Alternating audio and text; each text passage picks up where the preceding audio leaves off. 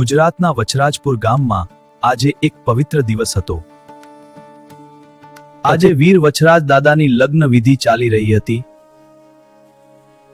દાદા, લૂંટારાઓ ગામની બધી ગાયો લઈ ગયા. ગાયોની રક્ષા કરવી એ મારો ધર્મ છે. જોવાય તો વાટ જોજે, બાકી સીમાડો વટાવી દઉં તો રાજપૂતાણીનું ધવણ લાજે. દાદાએ ફેરે વચ્ચે જ રોકી દીધા અને વીજળી જેવી ઝડપથી લૂંટારાઓ તરફ દોડ્યા. કોઈ કોઈને હાથ નહીં લગાડે. જ્યાં સુધી હું છું કોઈ ગાયને હાથ નહીં લગાડી શકે. આજે તારો